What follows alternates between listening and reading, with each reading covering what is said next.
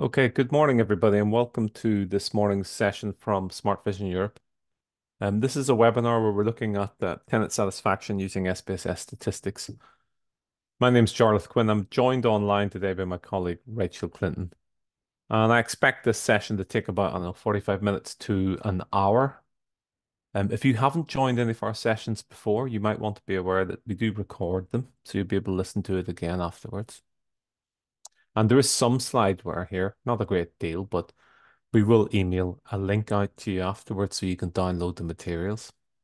And if you think it's particularly useful for colleagues who are unable to attend today, it might be possible for us to rerun it on a personal basis. The best thing to do is just drop us a line, send us an email, something like that, and we'll see. We'll see if we can arrange that. With regard to asking questions, well, all the lines are muted, so we can't hear you, but we ask you to use the chat panel.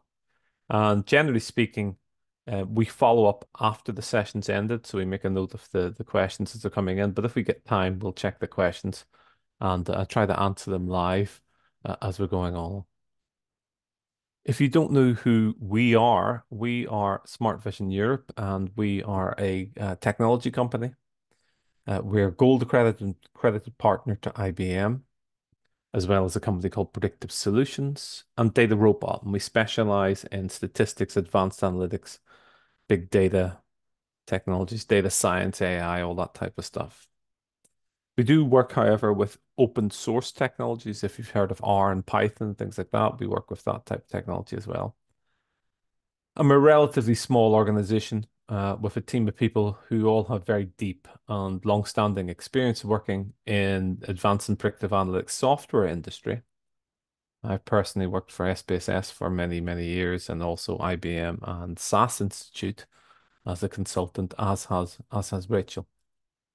And that just means that we've got a lot of deep experience of applying stats and analysis and data science in many different applications across many different sectors, both within the public sector and within the for-profit sector, and housing associations, and analysis of tenant satisfaction data is something which we've done on several occasions before, and worked with clients to help them analyze their own data.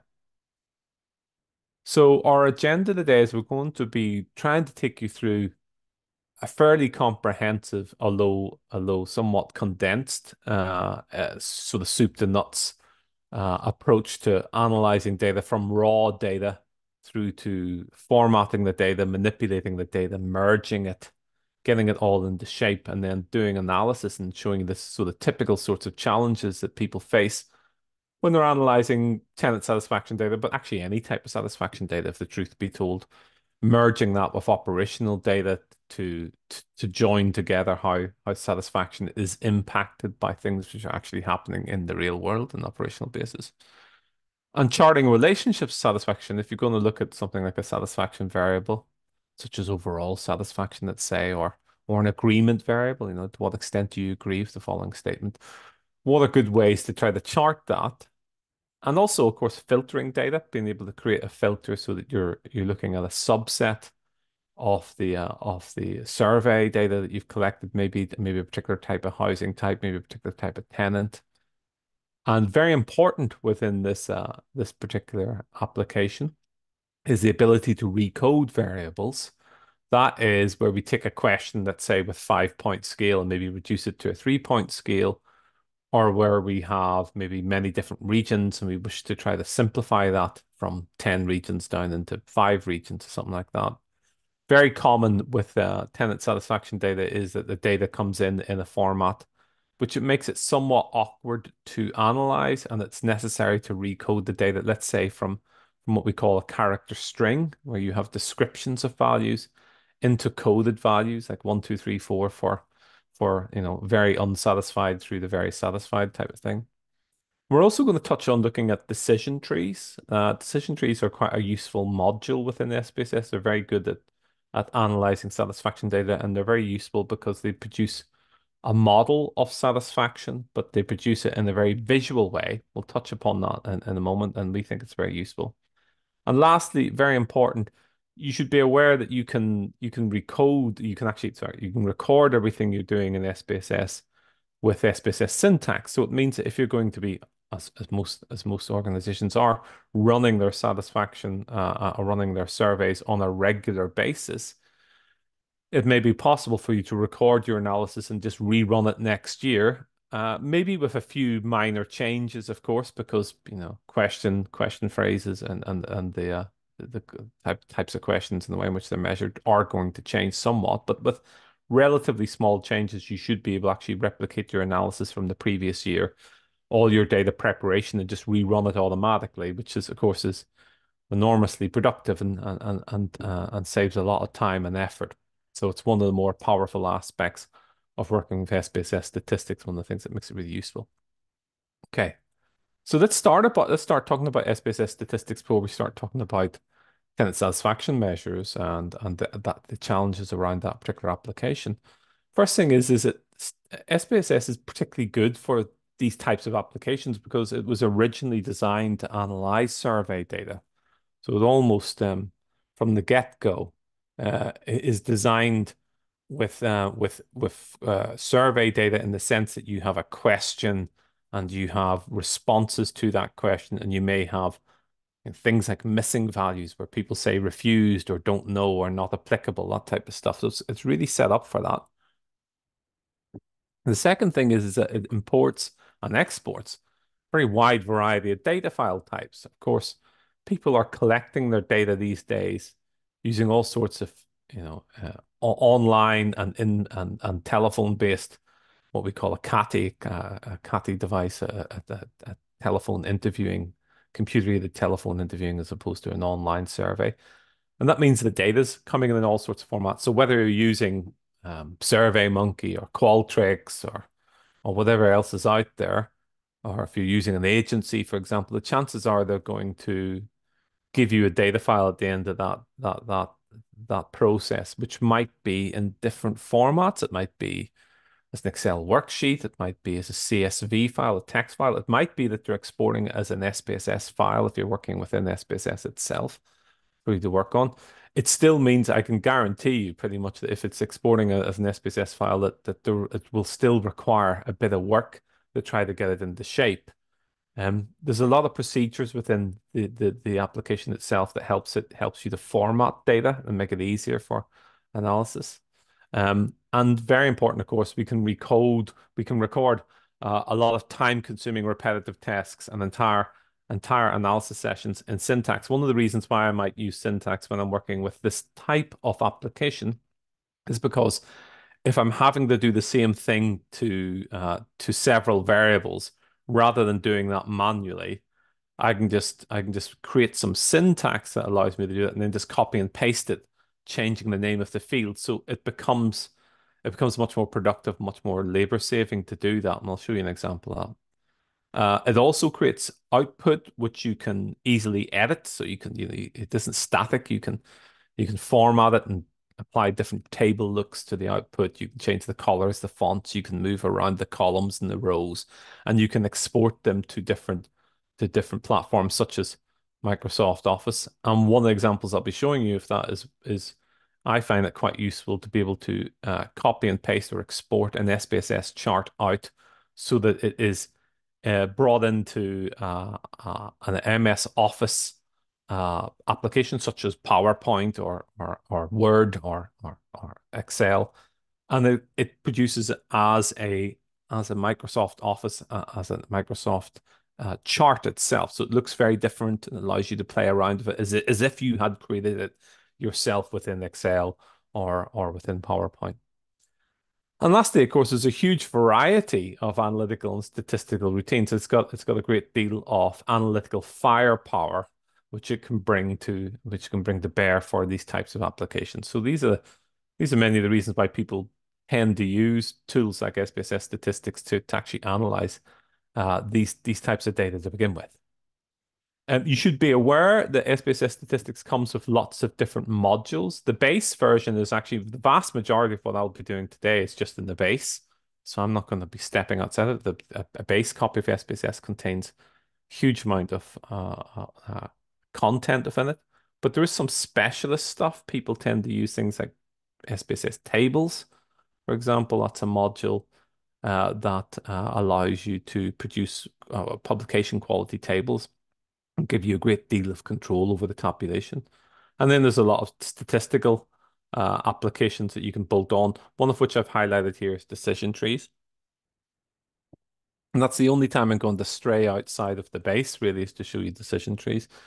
These days, we and IBM tend to bundle them together, so don't ask people to cherry pick and figure out which ones are or which ones are the ones they should work with. They tend to have SPSS uh, standard, which comes with a few basic modules, and then professional and premium. Premium would have everything, the whole kitchen sink, every single bit. And so people can buy them in bundles and buy them individually. Um, the decision trees, for example, application would appear like this if you had decision trees. It would simply allow you access to a dialog box, a procedure, which would allow you to, for example, build predictive models or create profiles of customers, tenants, employees, clients. It helps you find key segments within the data. And it's very popular because the models are very visual, very easy to understand, look like a family tree, and they're really relatively straightforward, but they're very powerful, particularly when I find when analyzing things like survey data and looking at things like overall satisfaction and finding out what's driving that and how it and what the exceptions to the rules are within the data. So it's very powerful in that sense. And this is an example of a decision tree. You'll see an example of this later on. Here the example is nothing to do with tenant satisfaction, of course. It's actually to do with whether or not people survived on the Titanic. So you can see at the top here we have did not survive or survived. And it then shows you the fields or the factors, if you like, which dictated survival, starting with gender or sex of the passenger, and showing me the survival rate that 73% of females survive compared to 21% of males. And then it continues to split the data, split the sample into subgroups of subgroups of subgroups based on what are the best predictors or the best discriminators. And all of them have to be statistically significant. So that, it doesn't throw in anything which is just has a random effect, if you like. So very, very powerful in that sense. It would be a long process to recreate this type of analysis manually. Decision tree will do that automatically for you, as you will see. If you want more information on the modules and the guide to the modules, just be aware that on our website, of which we have tons of different videos, we have our own YouTube channel where you can go on and look at different applications, different statistical techniques, working with syntax, working with tables. I talked about earlier on, working with decision trees in more detail. We have a lot of different videos and a lot of different material there for you to work with. But if you just wanted an overview of the modules and find out what they do, then just be aware that we have a 2-minute overview video for each module, which will give you a sense of how you might work with them. So the key thing whenever we're teaching SPSS statistics, we try to emphasize to people that there are three things that people who are good at or who need to be skilled in order to make best use of this type of analytical application. The first thing is they need to be able to get the data into the application. So if somebody says, "No, I'm going to send you an Excel worksheet or something like that," you need to be able to read that. And you need to be able to format the data. That means, attach things like labels to values, define what the missing value is so that it doesn't include things which are not applicable in the analysis. You often need to be able to transform and manipulate the data. That means, for example, selecting a subset of the data, filtering the data on a subset, or maybe creating a new version of the satisfaction variable where you've got a 5-point satisfaction scale and you want to get down to, say, a 3-point satisfaction scale. So you just have satisfied versus neutral versus dissatisfied.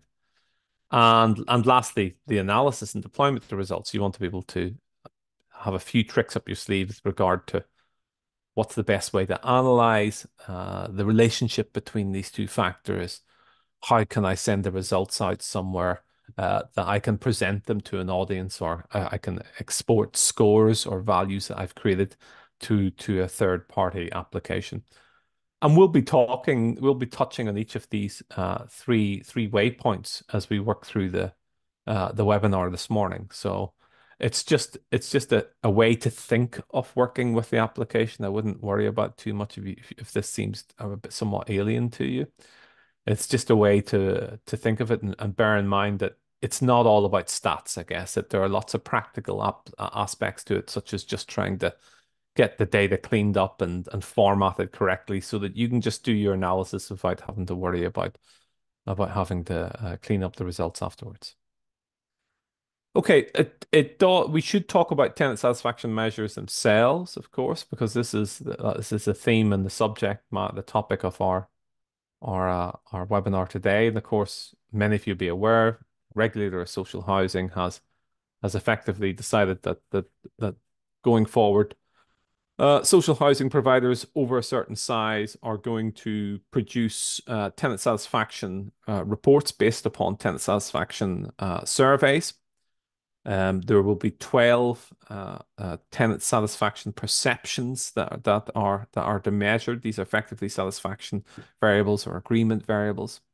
And there is a methodology here and a logic to it. The idea is that the measures will help regulate the social housing to understand how well landlords are doing and to identify areas for improvement. And as a result of that, somewhat dogmatically, they have dictated exactly what sorts of questions we have. So we've got TP06 here, tenant perception 06 is a type of question. This is the satisfaction that the landlord listens to tenant views and acts upon them. And it tells them how that should be measured on a 5-point scale. Another tenant perception measure is satisfaction that the landlord keeps tenants informed about things that matter to them. Again, measured that way.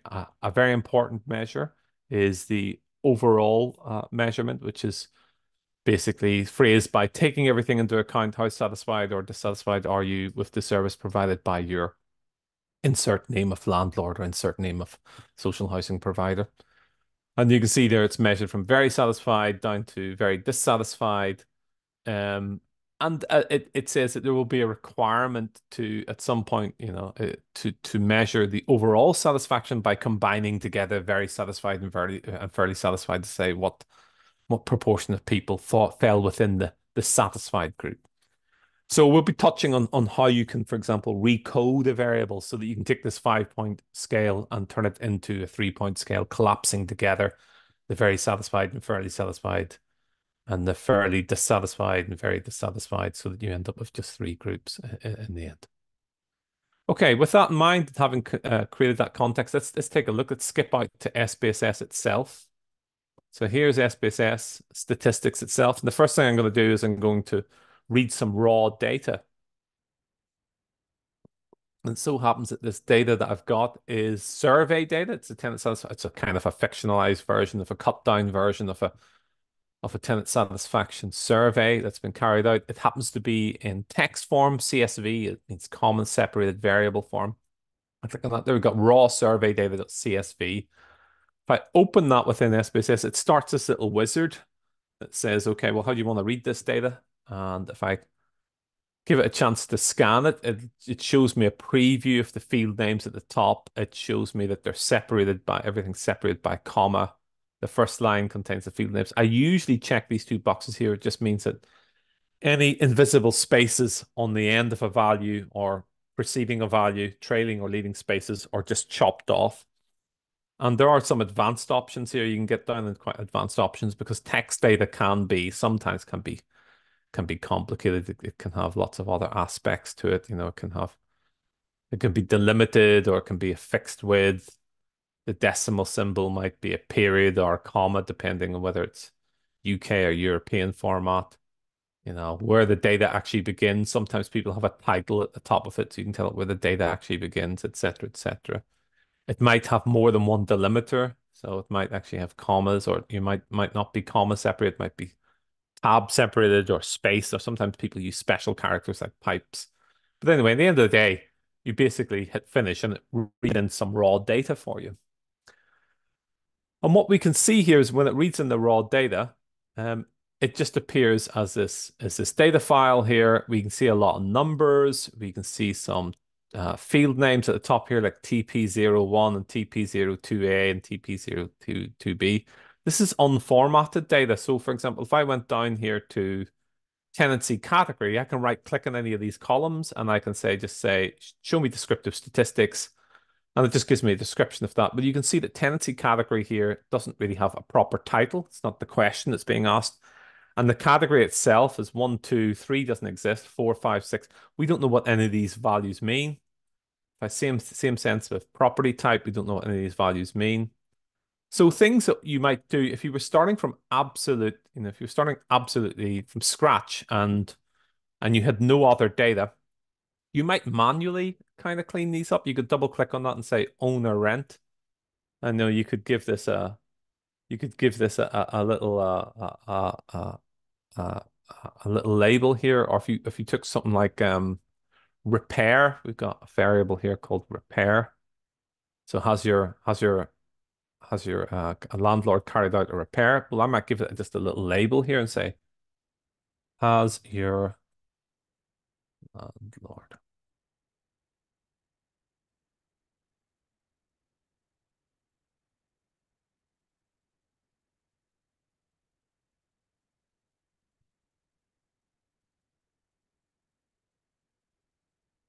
And that's the actual question that's been asked. I mean, if I had a list of them, I could just copy and paste them in there. It would might make it a bit easier. And then the codes, as you remember, if you look at this one here and just run that, you can see the codes are just 0 and 1. Well, we can probably guess it's 0.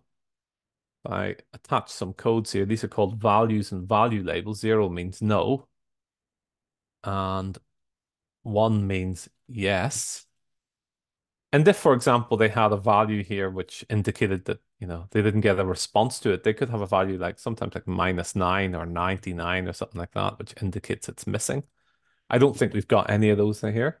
If I right click on that and run it again, now you can see it's cleaned up. It's now saying, has your landlord carried out a repair in the last 12 months? No, with a frequency count 690. Yes, with a frequency count of 536. It's showing me the percentage here, the valid percent and the percent. The valid percent is different from the percent on the basis that there may be some missing data. In fact, we have no missing data here. This all works fine. So, for example, here, if I look at satisfaction with repair, we can see that we have 692 missing. That's because the people, obviously, who didn't have a repair, you can't ask them how satisfied you were. And therefore, there's a difference between the percent and the valid percent. The valid percent is of those who are not missing, of those who are valid, 7.1% scored 1, 7.9% scored 2. In fact, the coding here works from 1 to 5, where 5, the higher the value, the more satisfied they are.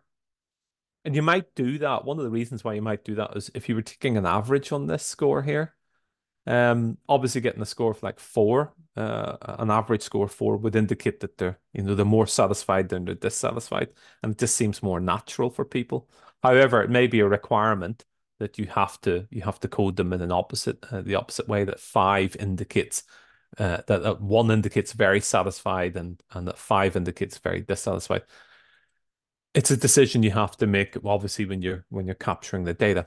Okay, so you can see how manually formatting the data can be achieved. If you have a list of the values and value labels, you could probably copy them and paste them in. It's something to bear in mind. But there probably are faster ways to do this. One is using syntax, and another is to use a sort of template. If you've already created this file in the past, you can actually use it as a template, and I'll show you how to work that.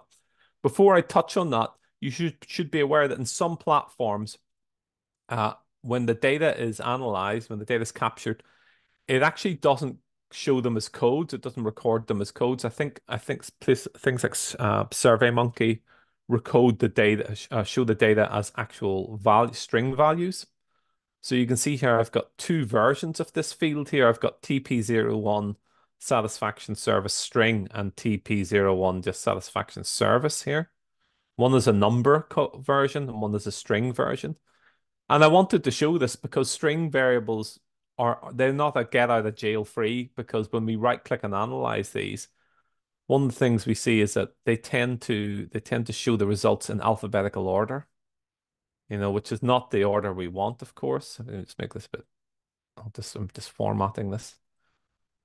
You can see it goes dissatisfied, neither dissatisfied, then satisfied, very dissatisfied, very satisfied. That's difficult, and you can't take averages on a string. So there are issues there. You might have to recode that, turn that into numbers. And in this case here, I've actually got a bit of syntax that does that. You can actually record your syntax in SPSS. I've got one here called string to numeric, and it basically analyzes this data. First of all, it takes very dissatisfied these string descriptions and turns them into numbers. If I run that bit, you can see here it suddenly turned them into numbers. That's good. But then what it does is I can say, okay, now convert that to a number itself and rename the field. So it's now called satisfaction service recoded. So I can run that section there. And now it's renamed it and turned it into a proper number field. And then I can attach some labels and value labels to it. Run that section. And now we've got this variable that's been created. You can see here I can actually show the value labels or the codes underlying within the SPSS. And suddenly I've recoded it. Now, if that looks like it's kind of a bit of an onerous procedure, what you should bear in mind is that if I do that once, I can actually just add in the names of lots of other fields that all have the same rating scales. And I can do this all in one go. So using syntax and working with syntax can be really efficient because obviously you can be really productive with it. And indeed, it's possible to create an entire syntax job that basically formats all of your data for you in one go and then reuse it the next year if you're going to work with that. The other thing I can do is, as I said earlier on, if I already have, I'm just going to delete this. I don't need it anymore. If I already had formatted this file in the past, one of the things I can do is I can actually use the previous file as a kind of template. And that is if I run a procedure like copy data properties, I can go to search for a data set and say, okay, let's search for an external data set here. I've got a data set here called formatted fields. Hit next. And you can see that it matches them by the field name. And it attaches all of these properties to it. So basically, and you'll see in the background here, it suddenly formats all of this data for me in one go. And now you can see it's all formatted for me, and I can switch on the labels, and the whole thing's been formatted. So there's more than one way to actually format the data, and to and to get to a stage whereby everything's kind of correctly in order and you've got your labels attached and your missing values created for you. You don't have to do it manually every single time. Okay, I'm actually going to open up like in sort of Blue Peter fashion a version of this. So I'm going to create a version of this. I'm going to call it survey data, which one I've done earlier. And then I'm just going to close down some of these other windows because I'm going to end up opening up a fair few files here over the course of this webinar. So let's just shut down these untitled files where I have this raw red and raw data. This is the blank one we started with until eventually we're left with just survey data formatted. What if I wanted to work with some operational data? So I've got survey data here, but perhaps I've got some operational data indicating, for example, what sort of contact, what the balance is associated with different tenants. And I wanted to combine those two data sets together so I could see, what things are happening in the operational data that actually impact things like service. Well, obviously, first of all, I'll have to read the data in. And in this case, for illustrative purposes, the data is not actually in a text file. It's in a database. It happens to be in a SQL database. And I'll just show you how I can read that data in. If I go here, database, new query, there's a database here called main. And if I look inside it, there's lots of tables in here. So somewhere in here, I'm going to have one called housing or something like that. I think it's called, let's see if we can find it. Housing association, operational. Hit next here. I can work down through this wizard and basically finish that. And there we have our data set. And again, I might want to clean this up. For example, I might want to stretch out the formatting here, turn that into what's called a scale variable rather than a category variable. Same here with number of complaints. I might just want to clean this up a little bit. Give uh, display width of the column a bit wider. So again, I've got one I've created earlier that's just basically already done. There's operational data. Let's open that. There we have it. So it's the same sort of same data set we had earlier. So now I've got two data sets open. I've got the survey data and I've got the operational data. You can see the operational data has things like their account balance, the amount of work that's been carried out, the amount of work that's gone past the target time, the average number of times to complete it, number of complaints, any sanctions that have been counted against them, and the number of times they've actually contacted the helpline or the contact center, whether it be through email or through telephone calls, something like that has been logged against that particular survey ID, which would be the tenant ID. I've made it simple here just by putting in the survey ID as a common field to join these two data sets together.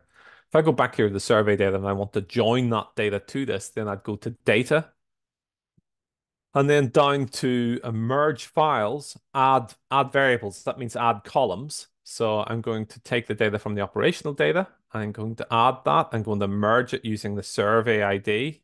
Here is the merge data set. It starts off with all of the survey files, survey measures.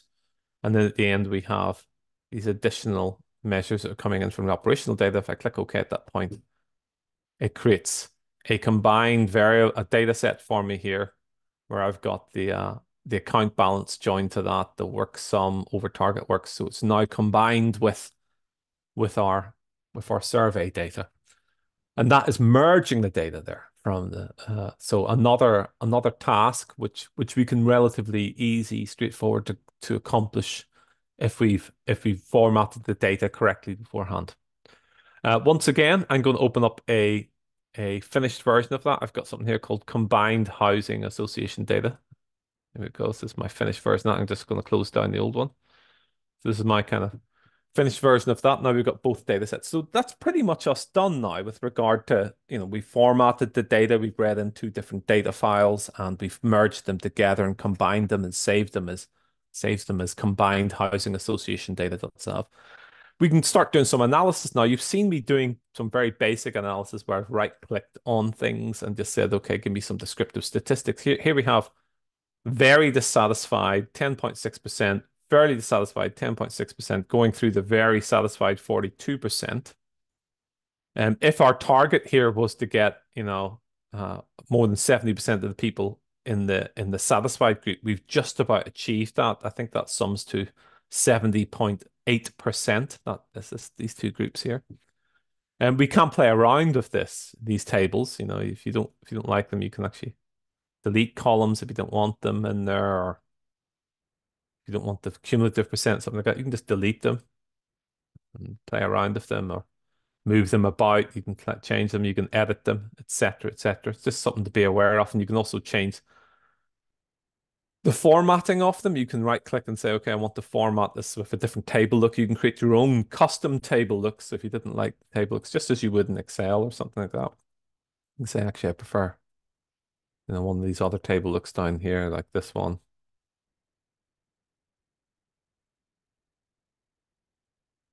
I think we're already using Web Report Blue, but there you go. That's kind of standard one that we're working with. But you can change them if you so wish. But what happens if I wanted to just, look at how satisfaction is measured against things like the gender or the sex of the tenant themselves who's completed the survey? Well, to do that, I'd probably go to descriptive statistics and then down to crosstabs. And I think what I'd probably do is I'd just put overall satisfaction up here in the columns. So here's overall satisfaction. Bear in mind that here's a list of all the fields. You can see it showing the actual question name. I can right click on it and just say, show me just the field names. So I'd say, here's his field names. I'm going to put that up there. And I'm going to cross-tabulate that by gender. Click OK. You can see that, yeah, it's produced a table for me. You can see 54 males were very dissatisfied compared to 76 females, but the group sizes are different, so it's actually quite difficult to compare them. So we would rerun this analysis, and we would this time request in the sales box, we'd ask for row percentages. Click continue and OK. And now we have the count and the row percentages. As you can see here, pretty much immediately, there doesn't look like there's much difference here between males and females in terms of their level of satisfaction. Look, it's 10.3% for males, it's 10.8% for females, it's 42.6% in the very satisfied for males, 42.6% of males were very satisfied compared to 42.2% females. They're almost identical, and it just goes to show you the power of having a sample of 1,226 people. People often worry about whether or not the sample size is big enough. The fact that, we've got a factor here that doesn't make a difference and the values are almost identical proves that, that the sample's kind of working in that sense. If I wanted to be absolutely sure, I could run a statistical test like a chi-square test, and that would tell me the probability that of the result of it would actually tells me the probability of observing a result as extreme as this, in inverted commas, occurring, assuming that there's no relationship between males and females in terms of their level of satisfaction. And that value that's coming out is 0.841. That means you're going to see an effect as, again, in inverted commas, as big as this, as extreme as this, 84% of the time. It's basically indicating it's not statistically significant. The threshold that people work with is normally 0.05, and that's well above 0.05. Something that should bear in mind is you can actually click on these charts here and right click and say, what's this? And it gives you a little description that says, typically a value of less than 0.05 is considered significant. So let's rerun this again. We'll rerun it again, but this time instead of using gender, we'll swap it for something that's probably a bit more discriminatory. So we've got, for example, here we've got tenancy category. Let's just right click and see what that group is. General needs. What else have we got? We've got owner rent. There you go. That's a pretty important group there. We'll put that into rows. Click OK. Okay, now the difference is really quite strong. So low cost rental, 8.1% very dissatisfied compared to low cost homeowner, 18.7% very dissatisfied. Let's look at the very satisfied, 50.1% very satisfied of the low cost rental, compared to 17.6% of the low cost homeowner. So a big difference there, and it's showing, of course, that it's statistically significant. It's saying the probability of getting a result as extreme as that, assuming that there was no relationship between tenancy type and satisfaction, is less than 0.1%, because we multiply this by 100 and ahead, you're going to see it's less than, it's less than 1 in 1,000 really, and it's definitely less than 0.05, so we would regard that as statistically significant. Now, if I wanted to continue this type of analysis, I might say, well, how does age affect this? Now, I can't really use age here because age is measured as a number field. You can see age is over here. This is age here. If I right click on that, that's a number field. So it's just showing me the mean and the median. And if I try to use that in the crosstab, as you can imagine, it's just going to be nonsensical because, of course, there's a lot of individual age values. So I can just delete that and say, okay, look, I want to analyze age. How can I do that? Well, one way is to do a comparison of means and say, well, how is the mean age affected by satisfaction, or how does mean age affect satisfaction? In which case I'd do compare means, and I'd say, okay, let's look at age. That's the thing we're taking an average on. Let's look at overall satisfaction, this variable here, click OK. I could actually ask it for the median as well. So I could put the median in here. Let's put that in there. Where are we? Median, standard deviation, number of cases, put them all in, all four values, click OK. And we can see that the mean age for very dissatisfied is 57.93, whereas for the mean age for very satisfied is 64.1. You can actually, to a degree, you can actually right click on these and ask it to create a little chart for you. The chart here doesn't make it, just shows you the average values, mean age, so you can actually play with that. But generally speaking, it's showing that, older people tend to be more satisfied than younger people. Again, if we insisted on having this in percentage terms, we might say, well, look, I'd like that age to be an age group, in which case I might go to transform visual binning, and I can create an age group from that, an age group variable from that, by asking it to scan age as a field. There's the age distribution. And I can say, okay, create a field for me called age group. It calls it visual binning. Binning just means banding. I'm just going to call that grouped. And I'm going to ask it to slice it rather like a cake into 4 different groups. So I'll use 3 slices. It slices it evenly into groups of 25% each. When I look at the groups where it's slicing at 51, 64 years old, and 73 years old. It's kind of an odd values to use, but then it was trying to create really even groups. I can actually move this band up and down. This is interactive here, and it will change the value. You can see the value here changing.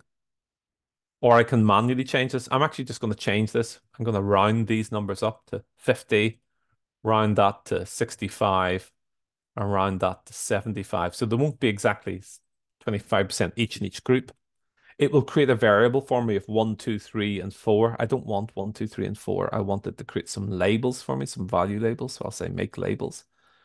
And I don't particularly like the labels it's using here, less than the equal to sign. So I'm just going to say change this label and edit it to 50 or younger. And change this last group here to over 75. Yeah. So they're 75 or 76 or older, something like that. Okay, so having done that, I can say, okay, click OK at that point. It creates a new variable for me. Here it is at the end. Here's the age group variable. I can pick it up. I can even move it around here. So if I wanted to move it so it was displayed next to the age variable, I could just slide it along here and put it next to the age variable. And then I could go to crosstabs and I could say, okay, instead of having age up there, let's have age group up there. That makes more sense at that point. And it means, of course, I could then compare overall satisfaction against age if I wanted to here. Um, let's just say if I click OK at that point, let's see, tenancy type by for age bands, there you go, and click OK.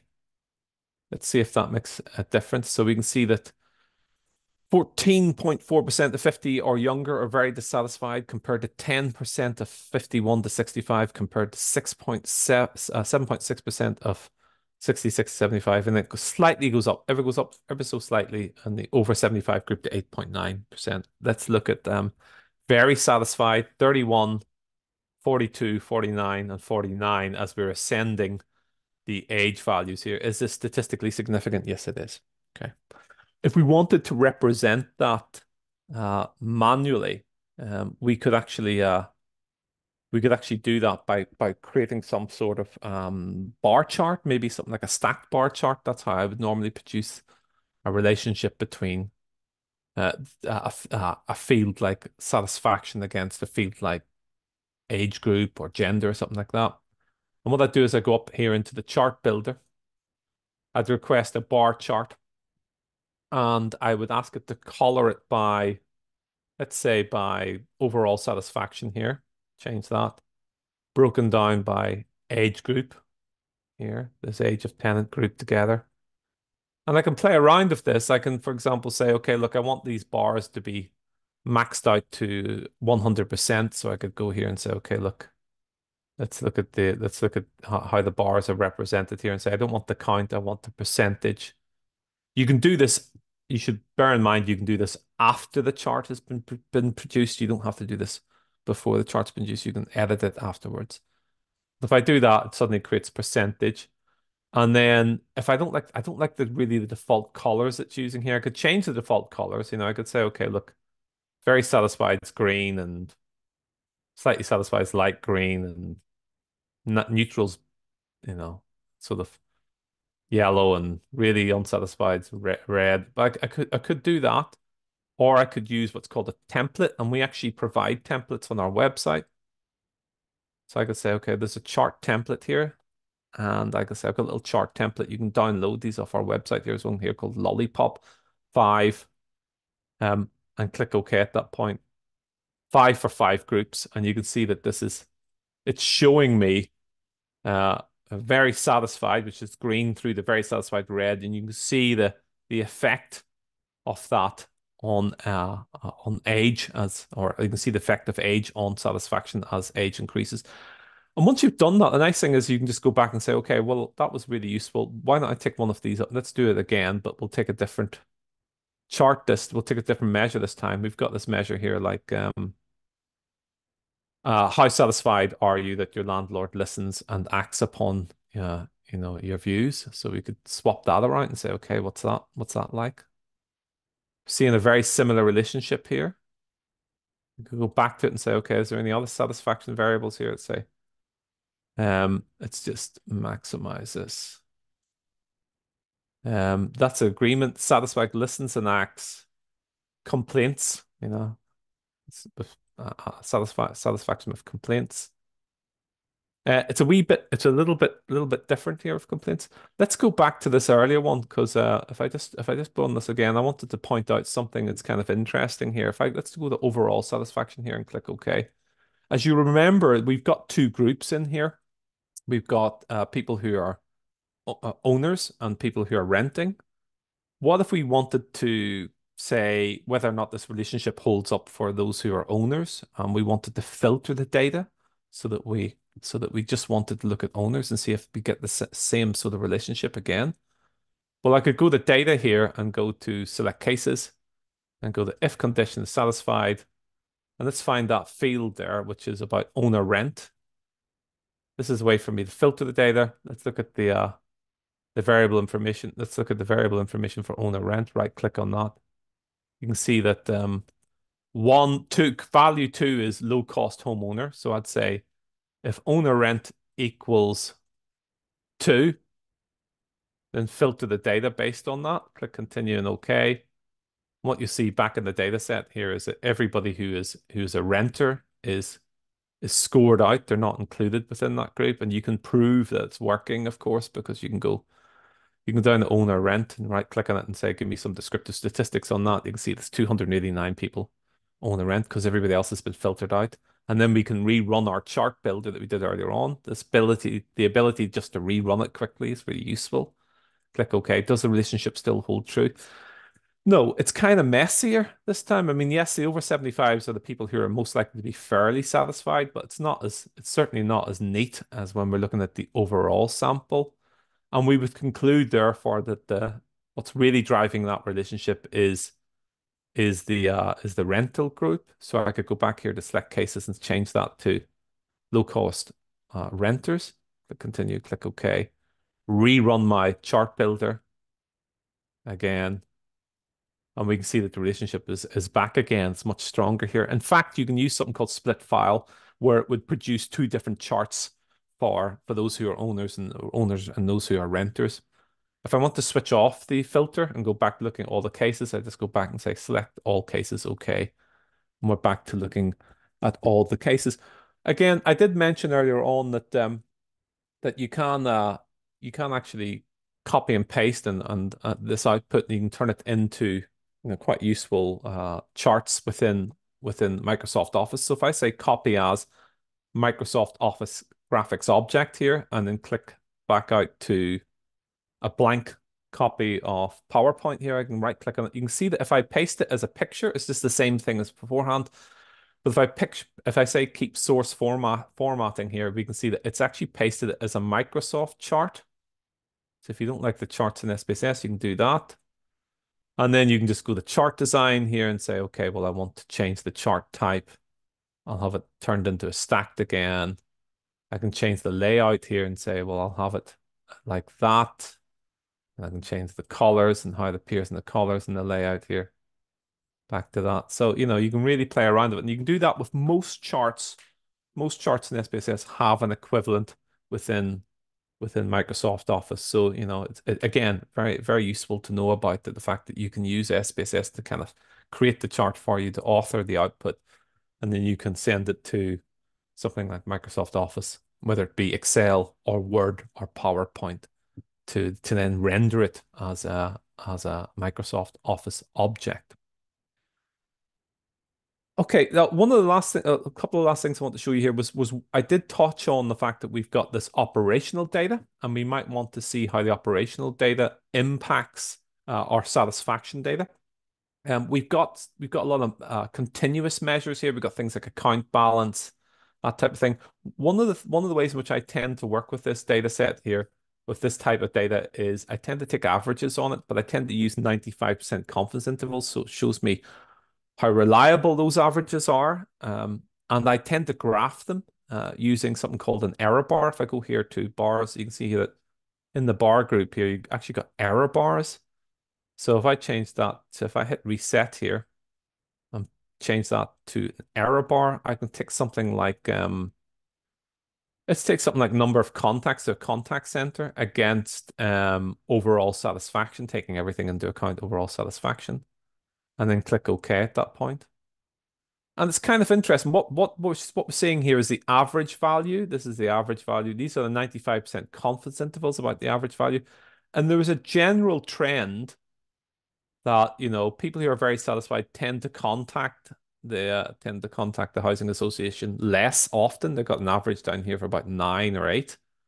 Whereas up here, people who are very dissatisfied have contacted them on average about 15 times. And when they don't overlap with one another, it indicates that they're statistically different. So we can see that the fairly satisfied and very dissatisfied, fairly satisfied and fairly satisfied do not overlap with the very dissatisfied. So we'd say they're statistically different from one another. And again, we could click on other values here and say, well, I don't know, maybe for all we know, the balance affects it as well. I don't know if it does. Let's try it. But you can just swap it around and try that. Is there a difference here? Well, it's kind of interesting. People with higher balances tend to be more satisfied, more balanced. And we could play around with other variables like when the total number of works and when works have gone over target. So when that's happened.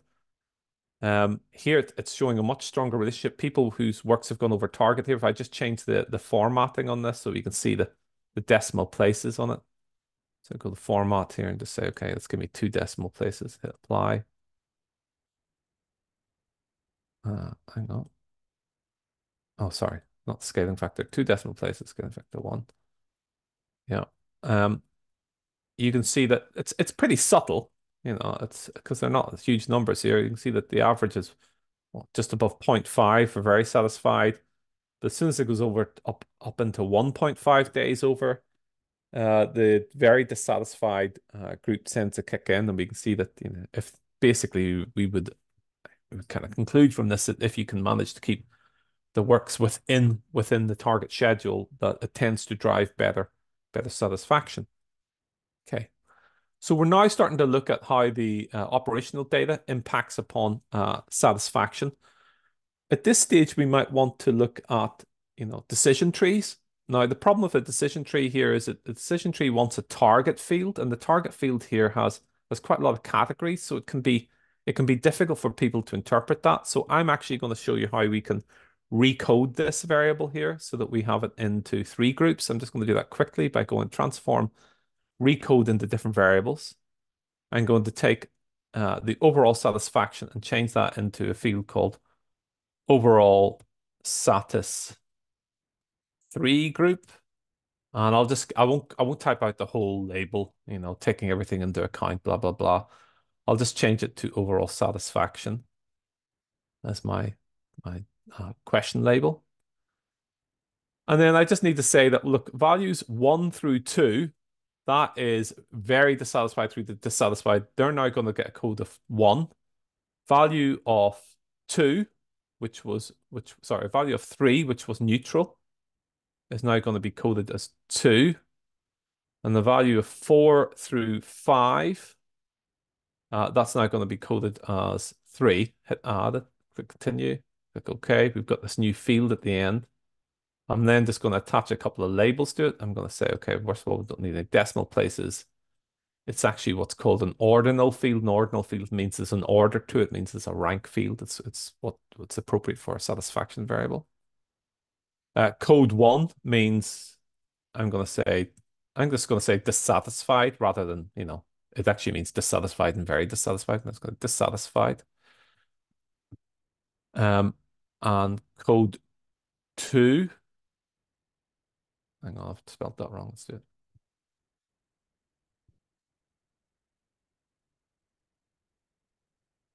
Code 2, I'm just going to label it as neutral for analytical purposes. And code 3, I'm going to label as satisfied. now I've got this new field at the end here. Look, I can just right click on it. And you can see there it's like 21% dissatisfied, 70.8% satisfied, 8.8% neutral. And if I wanted to see how all of these fields kind of impact on that or how they're related to that in one go, one way in which I could do that is I could go to down here to decision trees. So decision trees, which are under the classify menu. Bear in mind, of course, that decision trees are in fact a module. It's not on module. It's not part of the base. It's the first time we've stepped outside of the base. And I'm just going to look at some demographics to begin with. So I'll just pick up things like county area down to age. I don't need to put age of tenant in because I already got that. And I'm going to change some parameter values here and let it go down to smaller group sizes. Well, I'll change it to let it go down to group sizes of 20. Click continue and click OK.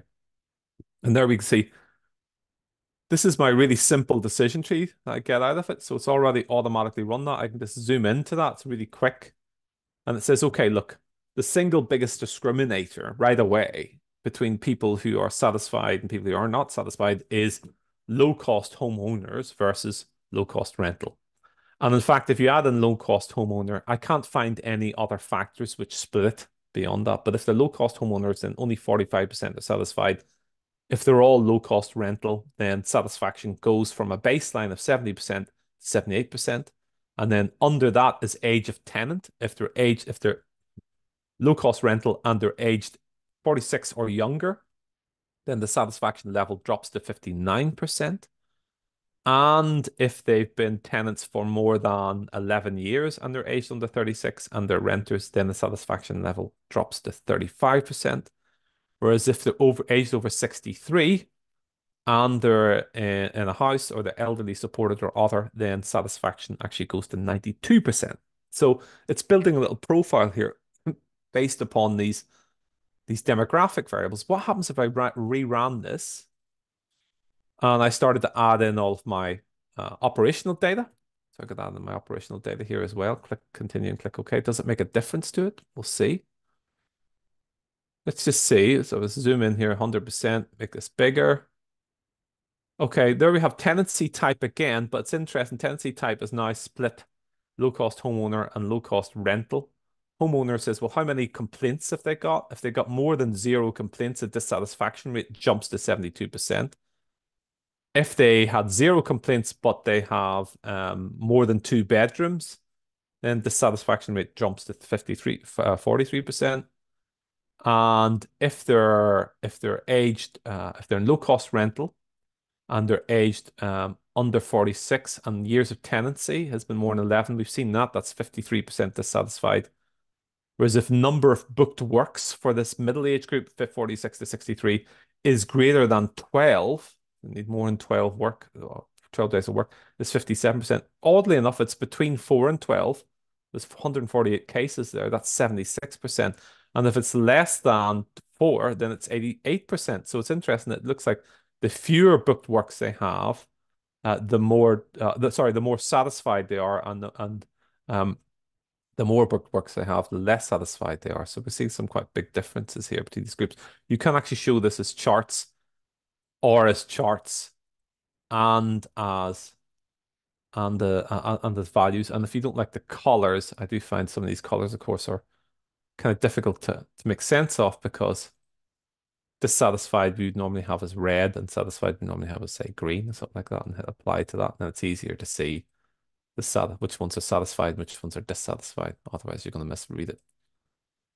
And that is actually a predictive model, but it's also a profile. The last thing I just wanted to show was the fact that I could rerun all of this analysis. If I just close down the output here, I could just rerun all of my analysis using a syntax job that I've created earlier on. So I've got some syntax here that I could run, say, analysis example, and I could rerun my analysis from one year to the next, having it produce different charts and different outputs for me, just using a syntax job. And every time, and I can do that simply by clicking the button mark paste here. That just produces some syntax for me. It adds it to the syntax and I can then rerun that. So every time I do an analysis, if I hit paste, it's just recording my analysis from it. Okay, that kind of concludes it. If we just to finish up here, working with us, you should bear in mind that we can help with importing, formatting, and analyzing your tenant satisfaction data, as well as creating SPSS syntax jobs that can be executed each time the data are collected. We also have self-paced online courses that are available to our customers, so free, and we also offer in-person training courses on how to use SPSS and appropriate statistical techniques that I've shown here today, as well as a mix of consultancy and training whereby we do the initial work and then we teach you how to replicate the work that we've done. You can source your SPSS software directly from us. As I say, we offer a formal and informal training. And we also offer advice, no strings attached advice to people who are customers or non-customers of us. The best thing to do is just reach out. But we do have formal technical support services around the IBM SPSS product line. In the meantime, thanks for logging in. We look forward to you logging in again in the near future. Thanks very much.